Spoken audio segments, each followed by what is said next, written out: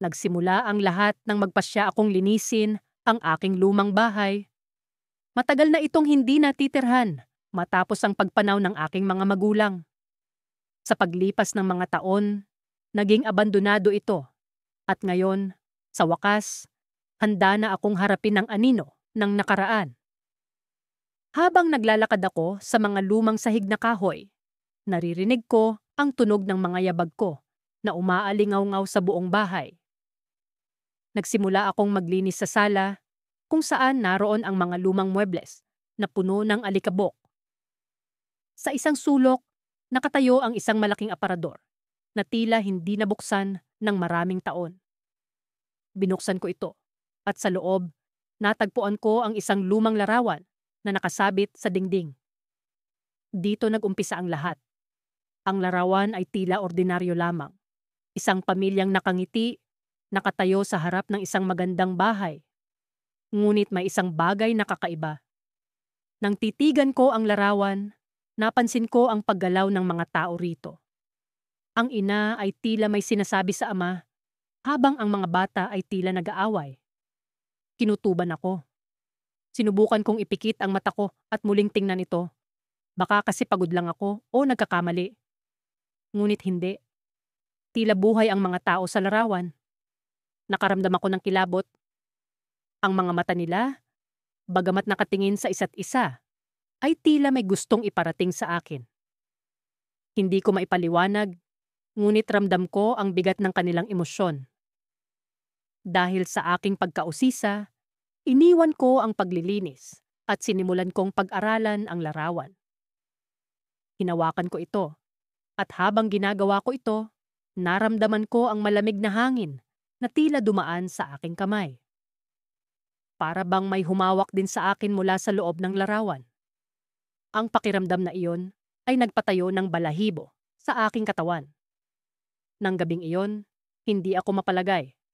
Paulit-ulit kong naiisip ang larawan at ang mga taong nasa loob nito. Sino sila? Bakit sila tila galit at nag-aaway? Hindi ako makatulog sa kaiisip. Kaya't bumangon ako mula sa kama at bumalik sa sala. Habang nakatayo ako sa harap ng larawan, nakita ko ang isang bagay na mas lalong nagpayanig sa akin. Ang mga mata ng ama sa larawan ay nakatingin na ngayon diretso sa akin. Ramdam ko ang panginginig sa aking kalamnan. Hindi ko alam kung paano ito nangyari, ngunit alam kong may gustong iparating ang pamilyang ito. Sinubukan kong kausapin ang larawan. Ano ang kailangan niyo sa akin? Ano ang inyong kwento? Ngunit syempre, walang tugon. Gayunpaman, ramdam ko ang bigat ng kanilang presensya sa paligid ko. Sa mga sumunod na araw, hindi ko maiwasang bumalik-balik sa larawan. Para itong magneto na humihila sa akin palapit. Minsan, naririnig ko ang mga mahihinang bulong sa paligid ng bahay. Tila may mga boses na nagmumula sa loob ng larawan. Ang mga boses na iyon ay puno ng hinanakit at pighati. Nalaman ko mula sa mga lumang dokumento ng bahay na ang pamilya sa larawan ay dating nakatira dito. Ngunit, ayon sa mga kwento, sila'y naglaho na lamang isang araw at hindi na muling nakita. Walang nakakaalam kung ano ang tunay na nangyari sa kanila. Ngunit ang tanong na bumabagabag sa akin ay kung bakit tila buhay sila sa loob ng larawan. Habang patuloy akong nag-iimbestiga, isang gabi, nagising ako mula sa isang masamang panaginip. Sa panaginip ko, nakita ko ang pamilyang iyon. Tila humihingi ng tulong. At nang bumangon ako mula sa kama, natagpuan ko ang isang piraso ng papel sa tabi ko. Isang lumang papel na tila bahagi ng isang liham. Ngunit bago ko pa man mabasa ito, isang malakas na hangin ang biglang umihip at nawala ang papel sa aking mga kamay. Tuluyan na akong nagising at sa aking paglingon sa paligid, naramdaman ko ang malamig na hangin na tila nagmumula sa sala. Alam kong may kailangan akong matuklasan pa. Nang makapasok ako sa sala, natigilan ako sa aking nakita. Ang lumang larawan na aking natagpuan kahapon ay tila mas buhay kaysa dati. Ang mga mukha ng pamilya sa larawan ay parang may kakaibang ekspresyon. Ang kanilang mga mata ay naglalaman ng lungkot at tila humihingi ng tulong. Ang mga tingin nila ay parang sumusunod sa akin saan man ako pumunta. Para akong hinihigop ng mga mata ng mga tao sa larawan, lalo na ng batang babae na nakatayo sa gitna. Ang kanyang mga mata ay tila puno ng takot at pagkabahala. Hindi ko maipaliwanag pero nararamdaman ko ang isang uri ng koneksyon sa kanya. Parang may nais siyang sabihin, ngunit hindi niya magawa. Isang malamig na hangin ang dumampi sa aking balat at bigla akong nagising mula sa aking pagkakatulala. Nagtungo ako sa silid-aklatan upang maghanap ng anumang impormasyon tungkol sa lumang bahay na ito. Sinubukan kong alamin ang kasaysayan nito, ngunit kakaunti lamang ang aking natuklasan. Ang tanging nahanap ko ay ilang tala tungkol sa pamilya Villanueva na dating nakatira rito, pero walang masyadong detalye tungkol sa kanilang pagkatao o kung ano ang nangyari sa kanila. Habang nagbabasa, narinig ko ang pagkalansing ng mga bintana sa sala. Agad akong bumalik doon at nakita kong bahagyang bukas ang isa sa mga bintana. Kahit na sinigurado kong sarado ito kanina, sa aking pagbabalik sa larawan, napansin kong may pagbabago. Ang batang babae na nasa gitna ay tila ngumiti sa akin, isang ngiting may halong kalungkutan at pag-asa. Dahil sa hindi maipaliwanag na kuryosidad, nagdesisyon akong kumuha ng mas malapit na pagtingin. Habang pinagmamasdan ko ang larawan, napansin kong may maliit na nakasulat sa likod nito. "Tulungan niyo kami." Ang nakasulat sa sulat kamay na tila nagmamadali at nanginginig. Kinilabutan ako at napaatras. Paanong nagkaroon ng sulat doon at sino ang nagsulat nito? Habang iniisip ko ang mga posibilidad, isang malamig na hangin ang muling dumampi sa akin at isang boses ang tila bumulong sa akin, "Maaari mo kaming palayain." Sa kabila ng takot, may bahagi sa akin na nais silang tulungan. Ngunit paano? Isang ideya ang sumagi sa isip ko. Bumalik ako sa silid-aklatan at naghahanap ng anumang mapagkukunan ng impormasyon tungkol sa mga ritual na maaaring makapagpahinga sa mga kaluluwang hindi matahimik. Nakahanap ako ng isang lumang aklat na nagtuturo ng mga ritual para sa ganitong pagkakataon. Nagsimula akong magbasa at nagplano akong subukan ito sa gabi. Nang sumapit ang gabi, inihanda ko ang mga kailangan para sa ritual. Naglagay ako ng kandila sa paligid ng larawan at nagsimula akong magdasal ayon sa nakasulat sa libro. Habang ginagawa ko ito, lumakas ang hangin sa loob ng bahay. Ang mga kurtina ay pumapagaspas at ang mga kandila ay halos mamatay. Sa gitna ng aking pagdarasal, naramdaman ko ang presensya ng ibang tao sa paligid ko. Nang lingunin ko ang larawan, nakita kong ang pamilya sa loob nito ay tila mas naging malinaw at mas buhay. Ang batang babae ay parang kumikilos. At sa sandaling iyon, naramdaman ko ang isang bigat sa aking balikat na tila may pumipigil sa aking pagtatangka. Ngunit hindi ako nagpatinag. Patuloy kong inusal ang mga dasal at naramdaman kong unti-unting nawawala ang bigat, kasabay ng unti-unting paglaho ng imahe ng pamilya sa larawan. Isang huling bulong ang narinig ko, "Salamat." At pagkatapos, naging tahimik ang lahat. Akala ko tapos na ang lahat, ngunit nang muling tingnan ang larawan, wala na roon ang pamilya. Isang kakaibang pakiramdam ng kapayapaan ang bumalot sa akin. Ngunit hindi ko pa rin mapigilan ang mag-isip. Saan nga ba talaga sila napunta? At bakit ako ang napili nilang tulungan sila? Habang iniisip ko ito, naramdaman kong may malamig na hangin na pumasok muli sa kwarto. Sa gilid ng aking paningin, may aninong dumaan. Nang bumaling ako, isang hindi maipaliwanag na takot ang bumalot sa akin. Hindi ko inaasahan ang aking nakita. May bagong imahe sa larawan. Ang dati pamilya ngayon ay isang imahe ng sarili kong refleksyon. Ngunit ang mga mata ko ay parang hindi sa akin. Isang misteryo pa rin ang kanilang iniwang bakas. At sa kabila ng aking pagtatangka na palayain sila, tila may bagong kwento na naman ang kailangan kong tuklasin. Anong lihim ang nasa likod ng bagong imahen sa larawan? At bakit parang ako naman ngayon ang nakulong? Sa pagpatuloy ng aking paglilinis sa lumang bahay na minana ko mula sa aking mga magulang, hindi ko maiwasan ang muling pagbaling ng aking tingin sa larawan na nakasabit sa dingding ng sala. Isang lumang larawan ito ng isang pamilya, ama, ina, batang lalaki, at batang babae, na tila walang buhay na nakatingin sa akin. Ang kakaiba, tuwing tinititigan ko ito, parang may kung anong gumagalaw sa kanilang mga mata at ngiti. Hindi ko alam kung imahinasyon ko lang ito o may ibang bagay na nagaganap. Hindi ko maiwasang mapaisip kung bakit tila napakabigat ng kapaligiran sa tuwing naroon ako sa sala. Parang may presensyang bumabalot sa akin, isang malamig na simoy na hindi ko mawari kung saan nagmumula. Sa kabila ng lahat, ipinagpatuloy ko ang paglilinis. Kailangan ko itong tapusin bago pa man dumating ang gabi.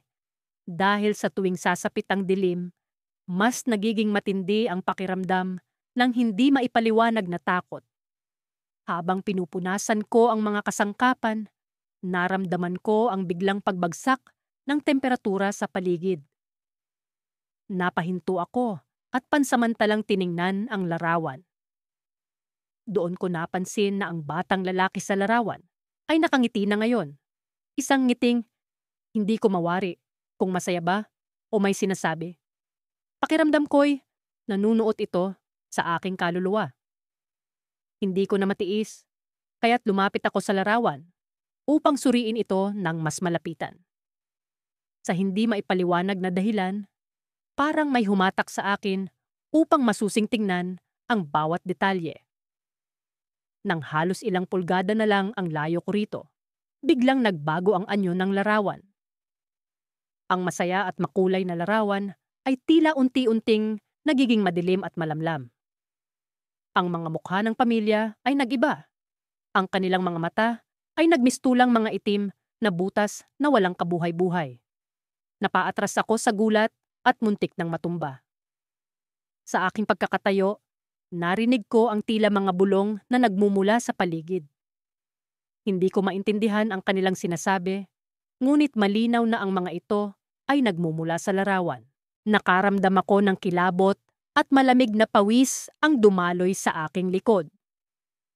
Sa kabila ng takot, may bahagi sa akin na nagsasabing, kailangan kong malaman ang katotohanan sa likod ng larawang ito.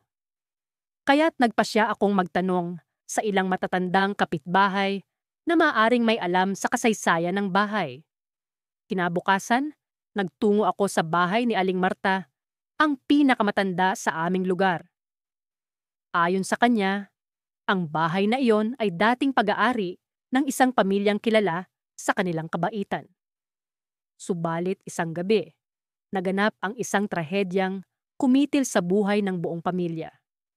Hindi malinaw kung ano ang naging sanhi, ngunit balitang may kinalaman ito sa isang sumpa na bumabalot sa kanilang angkan. Pagbalik ko sa bahay, mas lalong tumindi ang aking kagustuhang alamin ang katotohanan. Nakapagtataka, ngunit tila may bahagi ng aking kalooban na nagsasabing hindi ko dapat itigil ang paghahanap ng kasagutan. Kaya't ipinasya kong magsaliksik palalo. Sa aking paghahalughog sa lumang baol na iniwan ng aking mga magulang, natagpuan ko ang isang lumang diary na tila pag-aari ng batang lalaki sa larawan. Sa bawat pahina ng diary, isinasalaysay nito ang masasayang alaala ng kanilang pamilya. Ngunit sa mga huling pahina, may mga guhit na hindi ko maintindihan. Mga simbolo at salita na tila hindi sa mundo natin nagmula. Habang patuloy kong binabasa ang diary, biglang narinig ko ang mga yabag mula sa itaas. Napahinto ako at dali-daling sinara ang libro. Dahan-dahan akong umakyat sa hagdan, at sa bawat yapak, nararamdaman ko ang bigat ng paligid. Pagdating ko sa itaas, nakita kong bahagyang nakabukas ang pinto ng isang kwarto. Marahan kong binuksan ang pinto at pumasok sa loob. Wala akong nakita kundi alikabok at mga lumang gamit. Subalit, sa sulok ng kwarto, may lumang salamin na tila ba hinahalina akong lapitan. Sa aking paglapit, nakita ko ang aking refleksyon na tila may kakaibang anyo. Sa likod ng aking refleksyon, tumambad ang imahe ng pamilyang nasa larawan. Nakangiti at nakatingin sa akin. Sa takot, napaatras ako at sa aking paglingon upang tumakbo palabas, isang malamig na boses ang bumulong sa aking tenga. Tulungan mo kami. Napahinto ako, nanginginig sa takot at pagtataka. Ano ang ibig sabihin ng mga salitang iyon? Paano ko sila matutulungan? Ngunit bago pa man ako makapagsalita o makakilos, biglang bumukas ang lahat ng pinto sa bahay at isang malakas na hangin ang nagpagalaw sa mga kurtina. Ang lahat ng liwanag ay nawala at ako'y napalibutan ng kadiliman.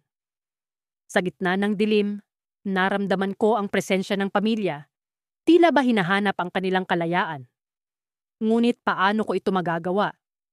Ano ang kanilang sikreto na nagkukubli sa likod ng larawan na gumagalaw?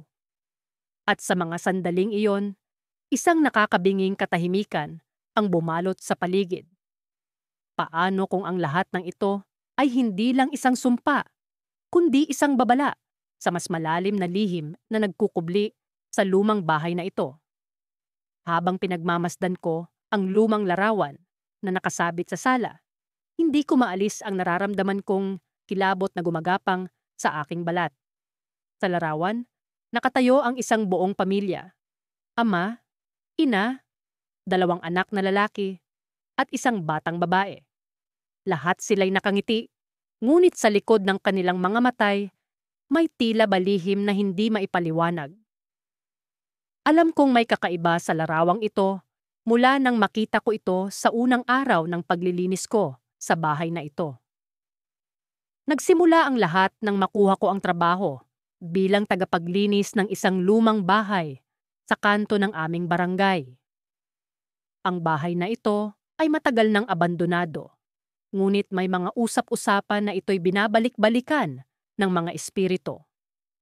Hindi ko pinaniwalaan ang mga sabi-sabi dahil kailangan ko ng trabaho at sapat ang ibinabayad sa akin para sa aking serbisyo. Ngunit sa tuwing naririto ako, palaging may pakiramdam na may ibang presensya akong kasama. Sa umpisa, inisip kong guni-guni ko lang ang lahat. Ngunit isang araw, habang nag-aalis ako ng alikabok sa mga kasangkapan, napansin kong kumikislap ang larawan sa gilid ng aking mata. Nang lingunin ko ito, tila ba gumagalaw ang mga tauhan sa loob. Sa pagkakataong iyon, hindi ko na napigilan ang aking sarili.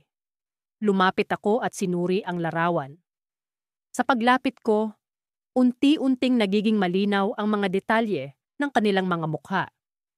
At sa isang iglap, nagbago ang mga ekspresyon nila mula sa mga ngiti patungo sa malamlam na mga tingin, puno ng hinanakit at kalungkutan.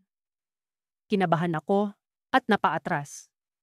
Napahawak ako sa dibdib ko. Dama ang mabilis na pintig ng aking puso. Ngunit sa kabila ng takot, may bahagi sa akin ang nag-udyok na alamin ang kanilang kwento. Paano nga ba nagkaroon ng ganong klaseng larawan? Bakit ito gumagalaw? Sa mga sumunod na araw, patuloy kong pinagmasdan ang larawan. Unti-unti, nagsimula kong mapansin ang mas detalyadong pagkilos ng pamilya sa loob nito. Ang mga batay tila naglalaro. Ang inay abala sa pag-aayos ng kanilang damit, habang ang amay seryosong nakatingin sa akin. Parang may gusto siyang iparating, ngunit hindi ko mawari kung ano. Isang gabi, hindi ako mapakali. Pinag-isipan ko kung paano ko malalaman ang katotohanan.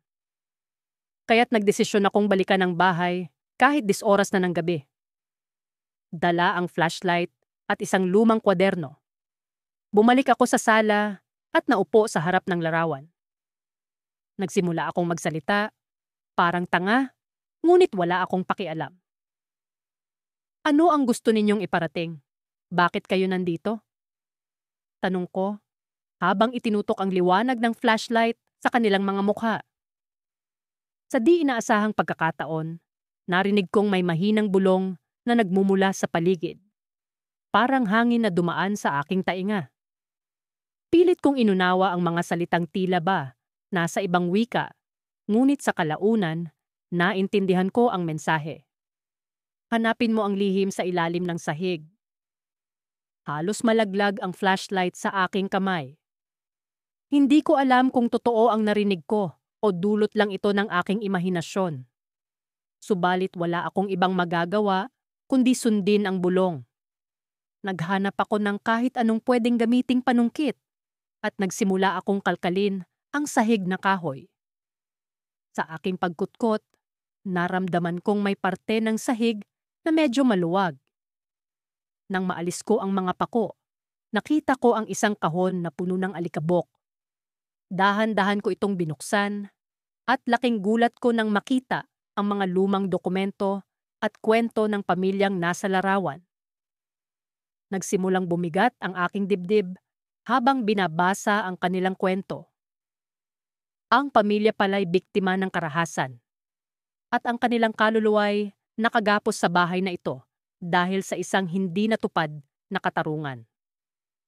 Ang ama, na siyang pinakamatinding biktima, ay nag-iwan ng sumpa sa bahay na ito, na sino mang makakita ng kanilang larawan ay magdadala ng liwanag sa kanilang kaso.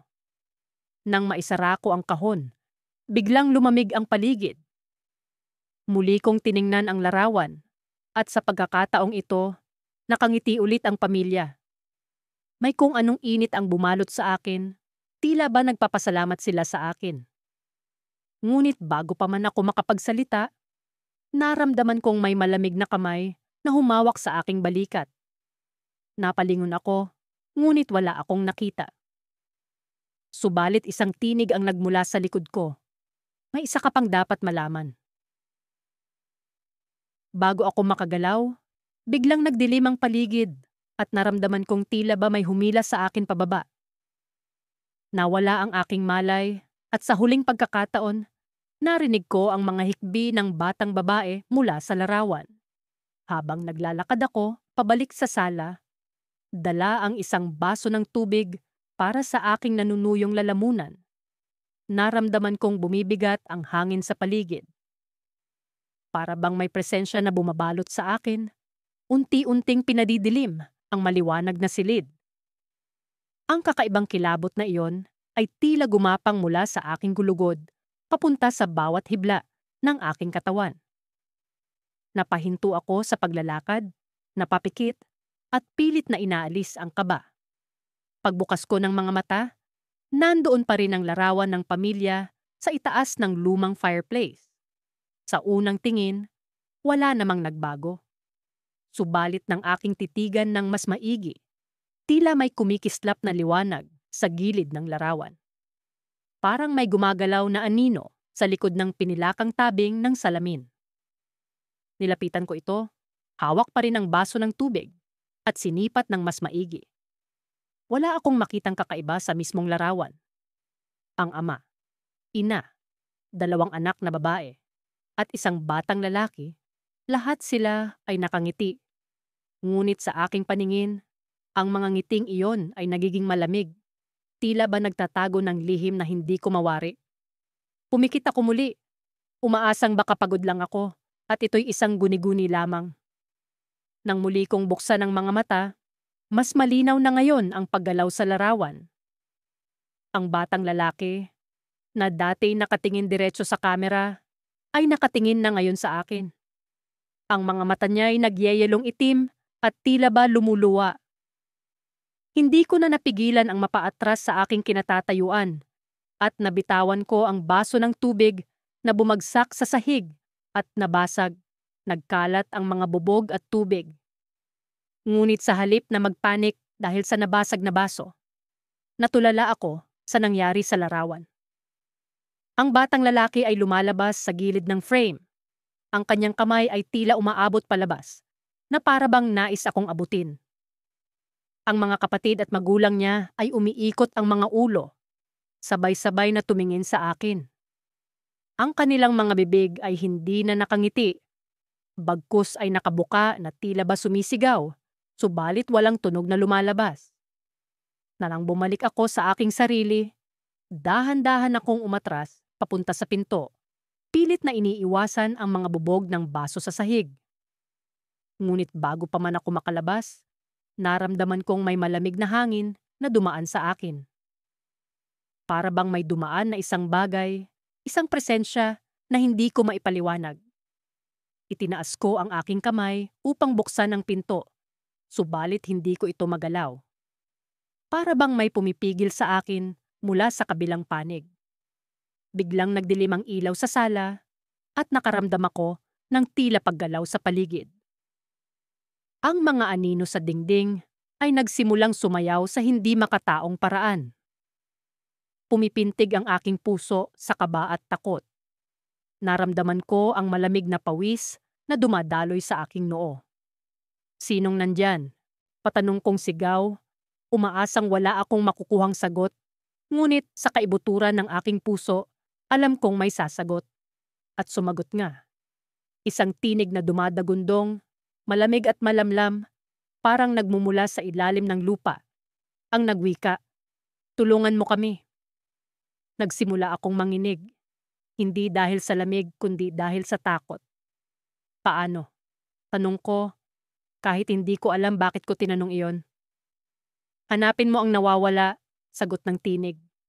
Isang pahiwatig na nag-iwan ng mas maraming tanong kaysa sagot. At sa sandaling iyon, ang ilaw ay bumalik. Ang sala ay muling naging tahimik. Ang larawan ng pamilya ay bumalik sa dati nitong anyo. Wala nang gumagalaw. Ang mga ngiti nila'y tila normal. Subalit alam kong hindi na ito ang parehong larawan na una kong nakita. Nanatili akong nakatayo sa gitna ng sala. Walang magawa, kundi ang mag-isip. Ano ang nawawala? Ano ang kailangan kong hanapin? At higit sa lahat, bakit ako? Bakit ako ang napili nila? Habang iniisip ko ang mga ito, narinig ko ang isang mahinang tunog mula sa likuran, mula sa direksyon ng kusina. Isang pamilyar na tunog, isang basong bumagsak at nabasag. Ngunit lahat ng baso ay nasa sala, wala sa kusina. Sino ang naroon sa kusina? Sa gitna ng aking pag-aalinlangan, nagdesisyon akong sundan ang tunog. Hakbang-hakbang akong lumapit, bawat hakbang ay puno ng kaba. Nang makarating ako sa pintuan ng kusina, isang malamig na hangin ang bumalot sa akin, mas malamig kaysa kanina. Pinilit kong lakasan ang loob ko. Pagbukas ko ng pinto, nakita ko ang hindi inaasahan, isang bagong larawan sa mesa. Isang lumang larawan na ibang-iba sa nakita ko sa sala. At sa larawang iyon, isang bagong mukha ang nakangiti sa akin. Isang mukha na hindi ko inaasahan. Ang mukha ko. Nagsimula ang araw na ito na parang karaniwang umaga. Habang naglilinis ako ng sala, napansin ko na tila may kakaiba sa hangin. Ang pakiramdam na iyon na parang may nagmamasid sa akin mula sa anino ng bawat sulok ng silid. Ngunit hindi ko ito pinansin. Marahil ay epekto lang ito ng gabi-gabing bangungot na aking nararanasan mula nang makita ko ang lumang larawan na iyon sa attic. Ang larawan ay isang vintage na family portrait. Mga mukha ng isang buong pamilya, lahat ay nakangiti. Ngunit ang nakakatakot ay nang mapansin kong gumagalaw ang mga mukha ng mga tao sa larawan. Unti-unting nagbabago ang kanilang ekspresyon mula sa kasiyahan patungo sa pagkasindak. Sinubukan kong ipaliwanag ito sa sarili ko bilang isang ilusyon lamang, isang laro ng ilaw at anino. Ngunit ang likas na takot ay hindi ko maalis sa aking dibdib. Habang nagwawalis ako ng sahig, narinig ko ang isang mahina, ngunit malamig na tinig na bumubulong sa aking tainga. Tulong. Napatigil ako. Hinanap ang pinagmulan ng tinig, ngunit walang tao sa paligid. Ang tanging kasama ko ay ang sarili kong anino at ang mga bagay sa bahay. Muli akong nagpatuloy sa aking gawain, sinikap na ibaling ang aking atensyon sa mga bagay na dapat gawin. Subalit, habang naglilinis ako ng mga kasangkapan, napansin kong gumagalaw ang mga mata ng mga nasa larawan. Sinusundan ang bawat kilos ko. Ang malamig na pawis ay dumaloy sa aking likod. Ano ba itong nangyayari sa akin? Sa mga sumunod na oras, hindi maalis sa isipan ko ang mga gumagalaw na larawan. Pumunta ako sa attic upang muli itong tingnan. Umaasang mali ang aking nakita. Nang makarating ako doon, naroon pa rin ang larawan, nakasabit sa pader. Tila walang ipinagbabago. Ngunit paglapit ko, muli kong nakita ang paggalaw ng mga mukha. Isang matandang lalaki sa larawan ang nagbuka ng bibig at nagsalita sa akin. Tulungan mo kami. Ikaw lang ang makakagawa nito. Halos hindi ako makapaniwala sa aking naririnig. Paano ko kayo matutulungan? Tanong ko. Bagaman hindi ko alam kung sinasagot nga nila ako o isang uri lamang ito ng kabaliwan. Walang oras. Buksan mo ang lihim na pintuan sa ilalim ng hagdan. Sagot ng lalaki. Ang mga mata niya'y puno ng awa at pagmamakaawa. Doon mo matatagpuan ang katotohanan. Nang bumalik ako sa sala, dinala ko sa isip ang sinabi ng matandang lalaki. Sa ilalim ng hagdan, may isang maliit na pinto na hindi ko pa napapansin dati. Sa loob, isang lumang selyadong baul ang aking nakita. Binuksan ko ito at natagpuan ang mga lumang sulat at journal na tila pagmamay-ari ng pamilya sa larawan. Habang binabasa ko ang mga ito, unti-unting nabubuo ang isang kwento ng isang pamilyang nagdusa sa kamay ng isang madilim na puwersa. Isang puwersang tila nagmumula sa bahay mismo, na sumisipsip sa buhay at kaluluwa ng mga naninirahan dito. Ang mga sulat ay naglalaman ng mga panalangin para sa kaligtasan at mga babala sa mga susunod na makakakita nito. Sa likod ng mga papel, may natagpuan akong isang lumang susi. Isang susi na tila itinatago sa loob ng maraming taon. Nang hawakan ko ito, biglang bumukas ang mga ilaw ng bahay at isang malamig na hangin ang dumaan sa paligid ko. Narinig ko ang mga tinig ng pamilya. Lahat sila'y humihingi ng tulong. Tila nasasaktan at natatakot. Sa puntong ito, napagtanto ko na ang lahat ng ito ay totoo. Ang pamilyang nasa larawan ay natrap sa pagitan ng dalawang mundo.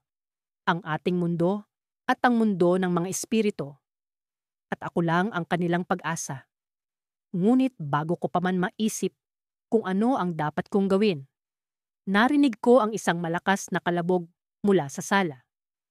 Tumakbo ako pababa at nakita ang larawan na nakahulog mula sa dingding. Ang mga mukha ng pamilya ay nakatingin sa akin. Ang kanilang mga matay puno ng pag-asa at takot. Biglang, naramdaman ko ang isang malakas na puwersa na tila humihila sa akin papasok sa larawan. Hindi ko alam kung ano ang nangyayari, ngunit bago pa man ako makakilos, naramdaman ko ang biglaang pagdilim ng paligid. Ang huling bagay na narinig ko ay ang mga tinig ng pamilyang sumisigaw ng salamat. Natagpuan mo na ang daan. Ngunit nasaan ang daan? At bakit ako ang kanilang pag-asa? Sa kabila ng lahat ng aking pagduda at takot, isang bagay ang malinaw. Hindi pa tapos ang lahat. Ang larawan ay hindi lamang isang bintana sa nakaraan, kundi isang pintuan na nag-uugnay sa akin sa kanilang mundo. Ngunit paano ako makakabalik? Sa kabila ng dilim at kawalan ng katiyakan, alam kong kailangan kong sumulong. Nasa krus na ng aking paglalakbay. At ang bawat hakbang ay maaaring magdala sa akin sa isang misteryong hindi ko pa nalalaman. Habang patuloy akong naglilinis ng sala, hindi ko maialis ang aking mga mata sa lumang larawan na nakasabit sa dingding. Naroon pa rin ang pamilyar na eksena. Isang masayang pamilya na nakangiti habang nakaupo sa harap ng isang bahay kubo.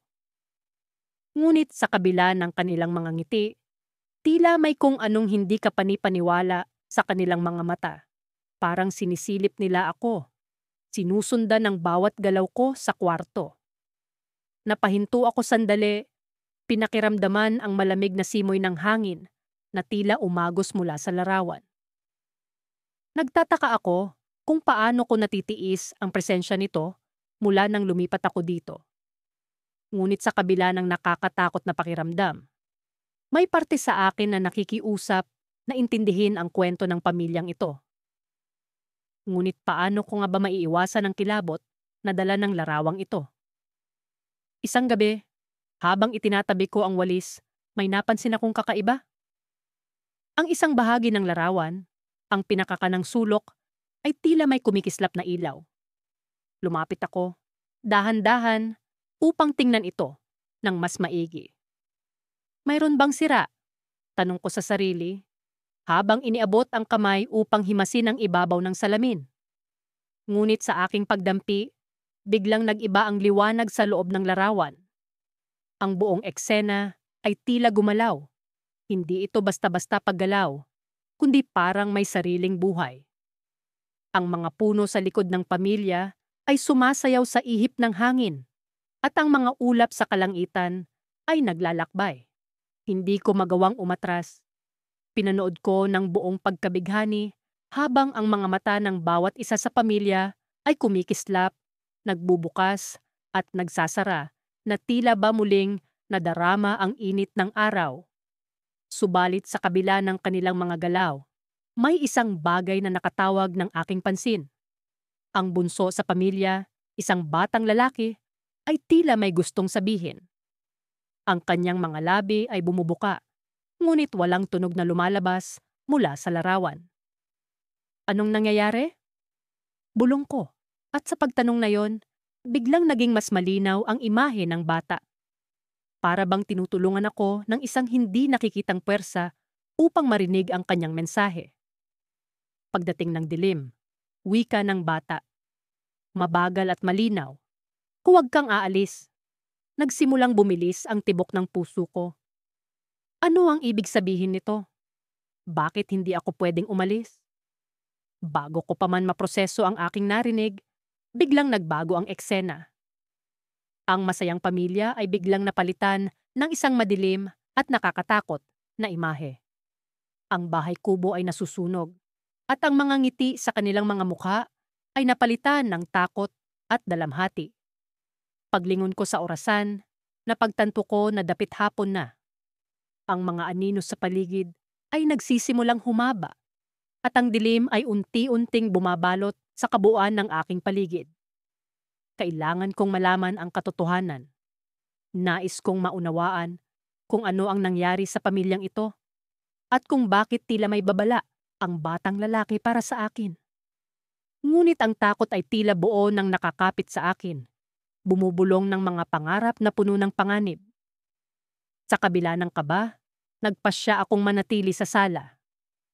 Naisip kong baka ito ang paraan upang maipahayag ng pamilya ang kanilang kwento. Ngunit sa aking pag-upo sa isang sulok, naramdaman ko ang biglang paglamig ng paligid. Ang mga ilaw sa kwarto ay nagsimulang kumurap-kurap, at ang malamig na simoy ng hangin ay tila humaplos sa aking balat. Pagdating ng dilim, muling umalingaw-ngaw ang boses ng bata sa aking isipan. Ano ang meron sa dilim na ito na kailangan kong malaman? Bago ko pa man mabuo ang aking susunod na hakbang, biglang nagbukas ang pinto ng sala ng walang babala. Napasigaw ako sa gulat, ngunit wala akong ibang tao na nakita. Nagpatuloy ang malamig na hangin sa pag-agos, at ang mga ilaw ay tuluyan ng namatay. Nag-iwan sa akin sa pusikit na kadiliman.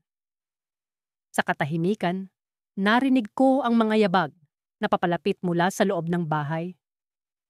Sino ang narito? Sino ang gumagawa ng ingay na ito? Tila may kung anong persang nagtutulak sa akin na manatili sa aking kinalalagyan. Kahit na ang likas na reaksyon ay tumakbo palayo.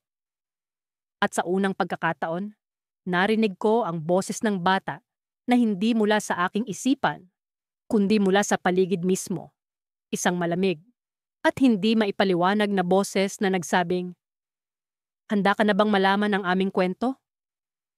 Napalunok ako habang ang pangingilabot ay bumalot sa akin. Sa kabila ng takot, napagtanto ko na ito na ang pagkakataon kong makilala ang pamilya at ang kanilang lihim. Ngunit hindi ko inaasahan ang susunod na mangyayari. Sa dulo ng kwarto, isang maliit na liwanag ang unti-unting bumukas.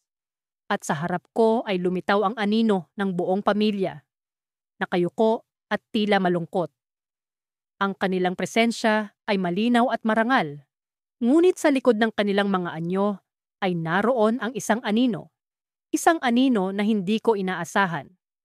Isa itong anyo na pamilyar sa akin. Isang anyo na nagbibigay ng kilabot na hindi ko maipaliwanag. "Bakit ikaw?" Tanong ko sa sarili, habang unti-unting nahulog ang pinto ng katotohanan. Ang anino ay ako. Ako sa isang anyo na hindi ko pa nakikita, ngunit tila bahagi ng kanilang kwento. Ano ang kinalaman ko sa kanila? Habang nakatulala sa larawan, isang malalim na pakiramdam ng pagkakaugnay ang bumalot sa akin, na tila ba ang kanilang kwento ay hindi lamang nakaukit sa kanilang nakaraan, kundi pati na rin sa aking hinaharap. Habang patuloy akong naglilinis ng sala, unti-unti akong nasasanay sa mga kakaibang bagay na nagaganap dito sa lumang bahay na ito. Ang mga anino na minsang umaaligid sa gilid ng aking paningin, mga bulong na tila nagmumula sa malayo, at ang malamig na simoy na dumadampi sa aking balat ay naging karaniwan na sa akin. Ngunit ang larawan na ito, ang larawan ng buong pamilya na marahang gumagalaw, ay ibang usapan. Nakatayo ako sa harap ng larawan, pinagmamasdan ang bawat detalye. Ang ama na may hawak ng pahayagan, ang ina na may ngiti sa kanyang labi, at ang dalawang batang tila masayang naglalaro. Subalit sa bawat paglipas ng segundo, mas lalo kong napapansin ang kanilang mga mata. Tila ba nakatingin sila ng diretso sa akin, sinusundan ang bawat galaw ko. Isang malamig na pakiramdam ang unti-unting bumabalot sa akin, ngunit pinilit kong manatiling kalmado. Nang biglang may narinig akong kaluskos mula sa likuran. Agad akong lumingon, ngunit wala namang tao. "Sino ka?" Tanong ko. Boses ko'y may bahid ng kaba. Walang sumagot. Bumalik ang tingin ko sa larawan at doon ko napansin ang isang pagbabago. Ang mga bata sa larawan ay tila mas masaya, mas malikot ang kanilang mga mata, at ang kanilang mga labi ay tila unti-unting bumubuka. Kinusot ko ang aking mga mata. Umaasang mali lang ang aking nakita. Ngunit pagdilat ko, mas lumala ang sitwasyon. Ang ina sa larawan ay tila may sinasabi, ngunit walang boses na lumalabas. Ang ama naman ay tila nag-aalala. Ang kanyang mga mata ay puno ng takot. Hindi ko maipaliwanag ang aking nararamdaman. Para bang may puwersang humihila sa akin papalapit sa larawan. Habang nakatitig ako, bigla kong naramdaman ang malamig na hangin na dumampi sa aking batok. Sa takot, napaatras ako at muntik nang matumba. Ngunit bago pa man ako, tuluyang mawalan ng balanse. Isang malakas na boses ang bumulong sa aking tenga. "Tulungan mo kami." Nagulantang ako. Ang puso ko'y rumaragasa sa kaba. "Sino ka? Ano ang kailangan ninyo?" Tanong ko, sinusubukang magpakatatag. Ngunit sa halip na marinig ang sagot, isang aling-awngaw ng halakhak ng mga bata ang pumuno sa silid. Hindi ko alam kung saan ito nanggagaling, ngunit tiyak akong hindi ito mula sa larawan. Nang bumalik ang tingin ko sa larawan, nakita kong wala na ang pamilya. Ang frame ay bakante. Walang bakas ng kahit na anong imahe ng tao. Nanlaki ang aking mga mata, hindi makapaniwala sa aking nasaksihan. Ano ba ang nangyayari? Saan napunta ang pamilya sa larawan? Habang naguguluhan, napansin kong may kakaibang liwanag na nagmumula sa sahig. Dahan-dahan akong lumapit at nakita ko ang isang maliit na kahon na tila lumitaw mula sa wala. Ang kahon ay yari sa lumang kahoy at may nakaukit na mga simbolo na hindi ko maintindihan. Sa kabila ng takot, may kung anong nagtulak sa akin na buksan ito. Nang mabuksan ko ang kahon, bumungad sa akin ang isang lumang diary. Ang mga pahina nito ay naninilaw na sa kalumaan, ngunit ang tinta ay tila sariwa pa. Binuksan ko ito at sa unang pahina ay may nakasulat na, "Sa sinumang makakabasa nito, ikaw na ang aming huling pag-asa." Ang mga salita ay tila bumalot sa akin ng kakaibang damdamin. Sino man ang nagsulat nito, marahil ay mula sa pamilya sa larawan.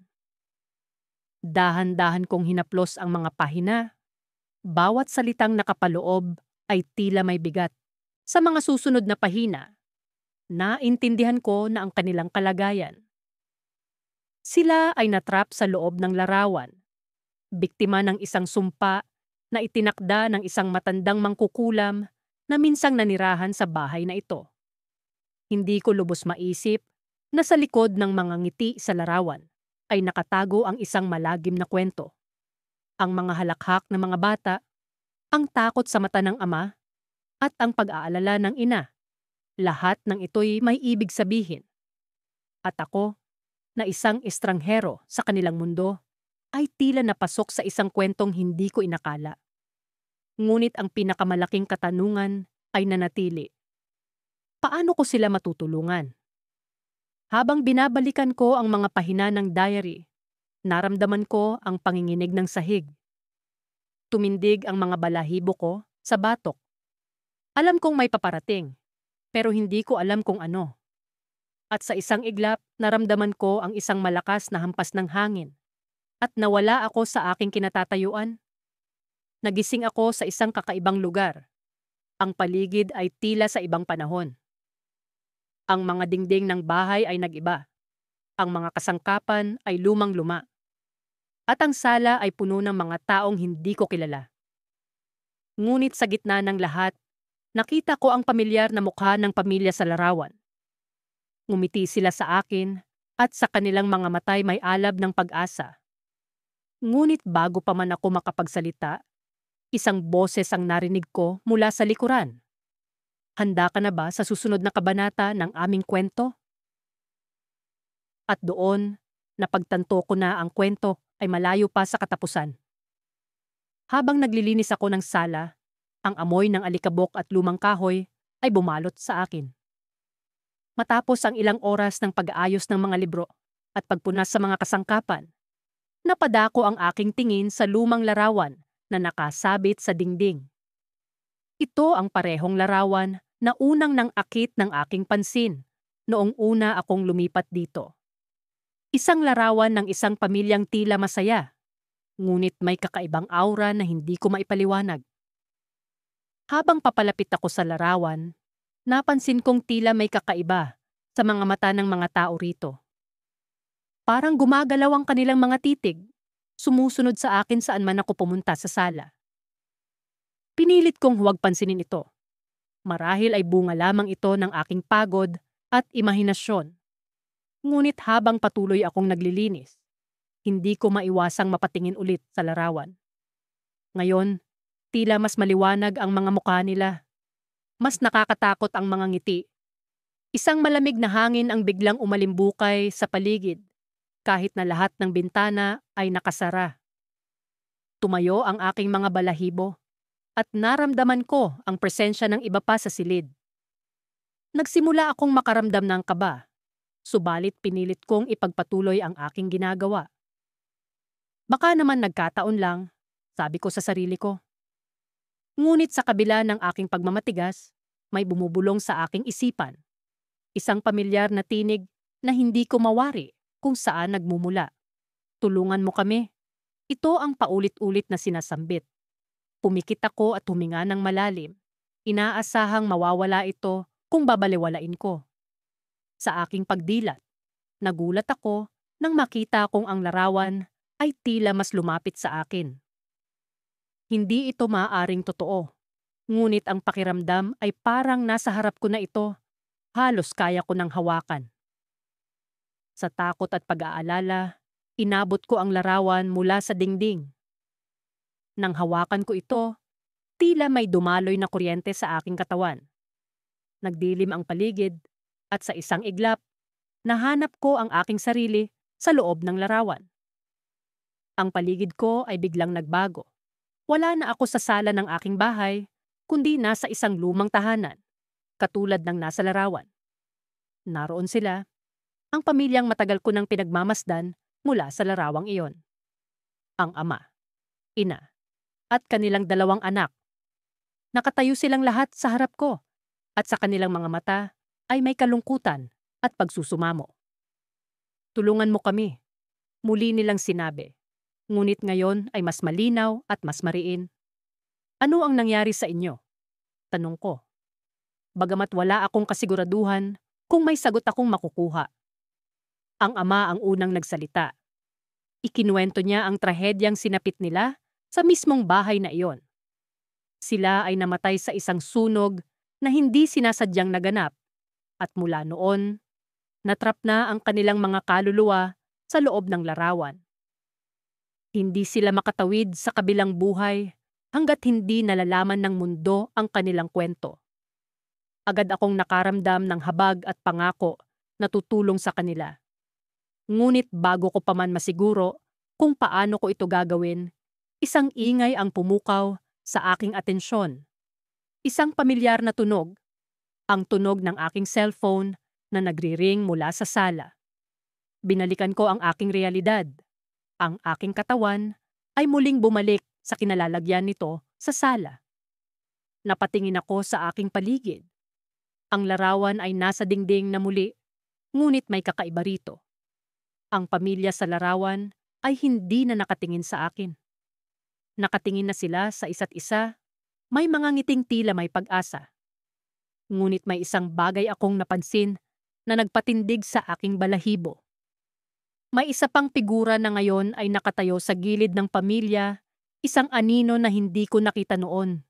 Isang figura na pamilyar. Ako. Hindi ko alam kung paano ako napasama sa larawan. Ngunit alam kong kailangan kong malaman ang susunod kong hakbang. Ang aking paglalakbay ay hindi pa tapos. Kailangang malaman ko kung paano ko maililigtas ang pamilyang iyon at ang sarili ko. Sa aking pagtayo, nagpaalam ako sa larawan. Babalik ako. Bulong ko. May determinasyong bumalik sa kakaibang mundong iyon. At sa aking paglisan sa sala, alam kong hindi ko na sila hahayaan pang maghintay ng matagal. Ngunit sa likod ng aking isipan, isang tanong ang patuloy na bumabagabag. Ano ang magiging kapalit ng aking pagtulong sa kanila? Nakatayo ako sa gitna ng sala. Hawak ang basahan na ngayoy tila biglang bumigat sa aking kamay. Ang aking mga mata ay muling bumalik sa lumang larawan na nakasabit sa pader. Ang larawang iyon na sa unang tingin ay tila ordinaryo lamang. Ngunit sa mga nakaraang araw, ito'y nagpakita ng mga senyales nang hindi maipaliwanag. Mula nang magsimula akong maglinis ng bahay na ito, hindi ko maialis sa isip ko ang kakaibang pakiramdam na may nagmamatyag sa akin.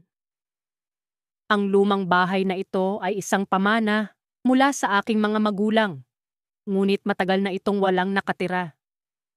Ngayon, napilitan akong bumalik upang isaayos ito at ibenta na sana. Ngunit tila may ibang plano ang kapalaran. Sa araw-araw na pagpunas ko ng alikabok mula sa mga antigong kasangkapan, hindi ko maiwasang mapansin ang larawan. Bawat pagdaan ko, tila may bagong elemento sa loob nito. Una, ang mga mata ng mga tao sa larawan, isang pamilyang hindi ko kilala, ay tila sumusunod sa akin. Sa unay inisip kong ito'y guni-guni lamang, ngunit nang magsimula nang gumalaw ang kanilang mga labi, hindi ko na ito kayang ipagwalang bahala. Ngayon, habang nakatitig ako sa larawan, naramdaman kong may malamig na hangin na dumaan sa aking batok. Ang mga ilaw sa sala ay tila nagdilim at ang paligid ko ay naging malabo. Dahan-dahan, ang pamilyang nasa larawan ay nagsimulang kumilos. Ang mga magulang ay nakatingin sa isa't isa, habang ang kanilang mga anak ay nakangiti sa akin na para bang nag-aanyaya. Hindi ko maipaliwanag kung bakit, ngunit sa kabila ng takot, may bahagi sa akin na nanabik sa kanilang presensya. Bakit niyo ako tinatawag? Ang naibulong ko, kahit hindi ko alam kung naririnig nila ako. Sa hindi inaasahang pagkakataon, narinig ko ang isang boses, banayad ngunit malinaw, na nagmula sa paligid. Kami hindi mapanatag. Ikaw lamang ang makakatulong sa amin. Napatigil ako. Hindi ko alam kung paano ko sila matutulungan o kung bakit ako ang napili nila. Ngunit bago ko pa man masagot ang sarili kong katanungan, nakita kong ang sahig ng sala ay tila lumulubog, patungo sa isang dilim na hindi mawari. Tuluyan ng nilamon ng dilim ang paligid, ngunit hindi ako natakot.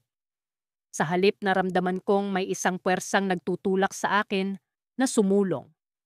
Sa kabila ng kawalan ng liwanag, patuloy akong naglakad hanggang sa maramdaman kong muli ang lupa sa ilalim ng aking mga paa. Ako'y nasa loob ng isang lumang bahay, ang eksaktong bahay na nililinis ko, ngunit sa ibang panahon. Ang mga muebles ay bago pa at ang mga pintura ay hindi pa kumukupas. Sa isang iglap nagising ang mga alaala. Sariwa pa sa isip ko ang mga araw kung saan ang bahay na ito'y puno ng tawanan, ng buhay. Ngunit ang katanungan ay nananatili. Bakit ako ang pinili ng mga multo? Ano ang koneksyon ko sa kanilang pamilya? Sa pag-iikot ko sa loob ng bahay, isang piraso ng papel ang nahulog mula sa kisame. Ito'y isang lumang liham, nakasulat sa tinta na bahagyang kumupas na. Nagsimula akong magbasa at sa bawat linya, unti-unting nabubuo ang larawan ng isang trahedya.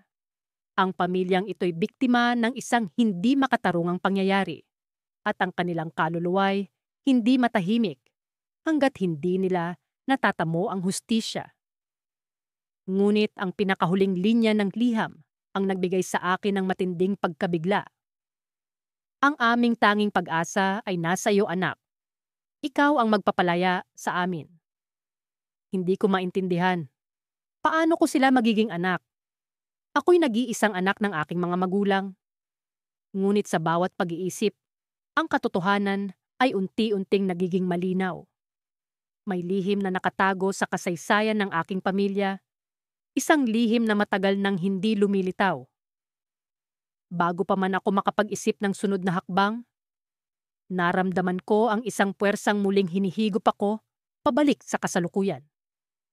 Ang sala ay bumalik sa dati nitong anyo, ngunit ang larawan ay wala na sa pader. Sa halip ito'y nasa aking mga kamay, at sa unang pagkakataon, naramdaman kong ang bigat nito ay hindi lamang pisikal, kundi emosyonal. Sa kabila ng aking pagkalito, alam kong hindi ko na maiiwan ang bahay na ito. Ang aking pakikipagsapalaran ay nagsisimula pa lamang at ang mga multo ng pamilyang ito ay hindi titigil hanggat hindi ko natutuklasan ang buong katotohanan. Ngunit sa pagtindig ko sa gitna ng sala, isang bagay ang malinaw. Hindi na ako nag-iisa.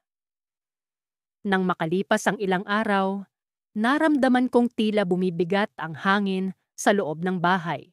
Parang bawat paghinga ko ay puno ng alikabok mula sa nakaraan. Alikabok na ayaw magbigay ng kapayapaan. Ang larawan sa sala ay patuloy na gumagalaw. Tila may sariling buhay at mga lihim na ayaw nitong pakawalan. Nakatingin ako sa kanila. Mga figura ng isang pamilyang hindi ko kilala, ngunit parang pamilyar sa akin sa hindi ko maipaliwanag na dahilan. Hindi ko maalis sa isip ko ang mga mata ng mga tao sa larawan, lalo na ang batang lalaki na palaging nakangiti. Parang hinahabol ako ng kanyang titig sa bawat sulok ng bahay. Sa tuwing iniisip ko na baka gawa-gawa ko lang ito, may maririnig akong mga bulong na nagmumula sa sala. mga bulong na puno ng pagmamakaawa at paninisi. Isang gabi, habang abala sa paglilinis, napansin kong may mga bagong detalye sa larawan. May hawak na laruan ang batang lalaki, isang maliit na tren. Hindi ko ito napansin dati. Agad kong binalikan ang mga panahong naglalaro ako ng tren noong bata pa ako. Isang malamig na pakiramdam ang bumalot sa akin, para bang ang larawang ito ay naguugat mula sa mga alaala ko. Habang tinatanggal ko ang alikabok sa paligid ng mga mesa at upuan, bigla kong naramdaman ang pagkakaroon ng ibang presensya sa likod ko. Hindi ko maipaliwanag ang lamig na dumampi sa batok ko. Paglingon ko, nakita kong ang batang lalaki sa larawan ay tila mas lumapit pa sa harapan. Ang kanyang ngiti ay parang naging mas pilyo, mas mapaglaro. Nang gabing iyon, hindi ako mapakali sa higaan. Paulit-ulit sa isip ko ang mga nangyayari. Bakit gumagalaw ang larawan? Ano ang sinasabi ng mga bulong na iyon? At bakit parang may koneksyon ako sa pamilyang ito? Sa kalagitnaan ng gabi, nagpasya akong bumangon at bumalik sa sala. Kinailangan kong malaman ang katotohanan. Sa pagpasok ko, napansin kong may kakaiba sa larawan. Ang kaninang tren na hawak ng bata ay nawawala. Paano ito nangyari? Habang nakatayo roon, biglang naging mas malinaw ang mga boses. Hindi na ito bulong kundi tila isang buong pag-uusap. "Tulungan mo kami," sabi ng isang matandang boses. "Makakauwi na tayo," dagdag pa ng bata. Para akong nakuryente sa aking narinig. Hinaplos ko ang gilid ng larawan, umaasang makahanap ng kahit anong palatandaan. At doon, nakita ko ang isang maliit na sulok na tila may puwang. Dahan-dahan kong binuksan ito at bumungad sa akin ang isang lumang papel. Isang liham na puno ng alikabok at pagkasira. Habang binabasa ko ito, unti-unting naintindihan ko ang kwento ng pamilyang nasa larawan. Sila pala ay mga biktima ng isang trahedya. Ang bahay na ito ay dating sa kanila, ngunit isang sunog ang sumira sa kanilang lahat. Ang larawang iyon ay isa sa mga natitirang alaala nila. Ngunit higit sa lahat, napagtanto ko na ang batang lalaki ay hindi iba sa akin. Ako siya sa isang nakaraang buhay. Biglang nanlamig ang paligid. Ang mga boses ay naging mas malakas, mas desperado. "Kailangan mo kaming palayain," sigaw ng babae. Para akong nawalan ng lakas, bumagsak ako sa sahig. Sa mga sandaling iyon, narinig ko ang isang tinig na malapit sa akin. "Bumalik ka," sabi ng tinig ng batang lalaki. "Bumalik ka sa amin." Nang bumangon ako, ang larawan ay tila nabuhay. Ang buong pamilya ay nakatingin sa akin, umaasa. Naramdaman kong ang lahat ng ito ay nasa akin ang tungkulin. Ngunit paano? Paano ko sila matutulungan? At doon, sa kalagitnaan ng dilim at katahimikan, biglang bumukas ang pinto ng sala. Isang malamig na hangin ang pumasok at sa loob nito, lumitaw ang mga anino ng pamilyang nasa larawan. Isa-isa silang lumapit sa akin, parang may gustong ipakitang landas. At doon ko napagtanto ang twist ng lahat ng ito. Hindi ko lamang sila dapat palayain, kundi ako rin ay bahagi ng kanilang mundo. Ang larawang ito ay hindi lamang isang larawan, kundi isang pinto, papunta sa kabilang buhay. Isang buhay na dati kong kinalimutan. Sa paglapit ng mga anino, alam kong may desisyon akong dapat gawin. Ngunit ang tanong, handa na ba akong sumama sa kanila sa kabilang mundo o may paraan pa para ibalik ang lahat sa dati? Ang oras ay tumatakbo at ang aking puso ay pumipintig ng mabilis. Ngunit bago ko pa man masagot ang tanong na iyon, isang malakas na kalabog ang nagpagising sa akin mula sa aking mga iniisip. Ang pinto ay bumukas ng tuluyan at isang kakaibang liwanag ang bumalot sa sala. Ano ang susunod kong gagawin?